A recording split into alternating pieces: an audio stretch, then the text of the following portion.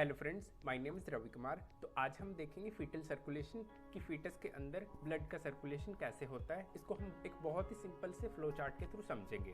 तो सबसे पहले स्टार्टिंग फ्रॉम द प्लेसेंटा, जो हमारा प्लेसेंटा है उसके अंदर दो आर्टरीज होंगी, अम्बिलिकल आर्टरी और एक अम्बिलिकल वेन होगी। जो हमारा प्लेसेंटा है वो एग्जिट करेगा अम्बिलिकल वेन के through to the ductus venosus में।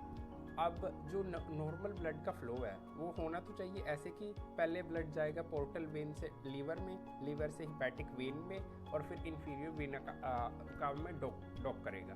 बट जो फीटस होता है उसके अंदर थोड़ा डिफरेंट मैकेनिज्म होता है, क्योंकि हमें फीटस की नीड को सबसे पहले प्रायोरिटी पर रखना होता है। तो इसलिए अम्बिलिकल वेन के थ्रू ब्लड किस में फ्लो करेगा, डक्टस विनोसिस के अंदर। फिर उसके बाद inferior vena cava, right atrium, right ventricle as usual.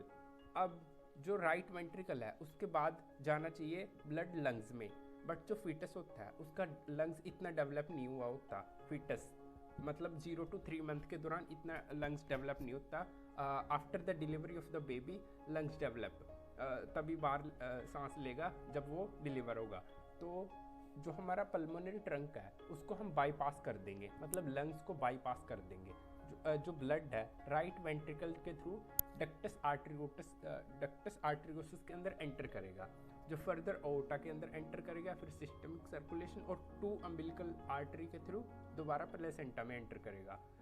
अब जो हमारा ब्लड फ्लो है इंफीरियर वीना कावा के थ्रू राइट एट्रियम में एंटर होता है, फिर राइट वेंट्रिकल में होता है। बट जो राइट एट्रियम है ना, फीटस के ब्लड नॉर्मली राइट एट्रियम से राइट वेंट्रिकल्स में जाता है। बट कुछ फीटस के अंदर क्या होता है कि कुछ amount of blood left atrium में भी एंटर करता है। वो किस मैकेनिज्म के थ्रू एंटर करना है, मतलब किस ओपनिंग के थ्रू एंटर करता है, फोरामेन ओवेल के थ्रू लेफ्ट एट्रियम में एंटर करेगा, जो बाद में लेफ्ट वेंट्रिकल के थ्रू ओटा में डॉक आउट करेगा, मतलब रिलीज होगा।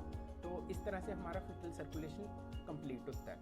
अब इसके अंदर जो मेन पॉइंट ऑफ व्यू है कि हाँ, इसके अंदर 2 अम्बिलिकल आर्टरीज यूज होगी और 1 अम्बिलिकल वेन होगा।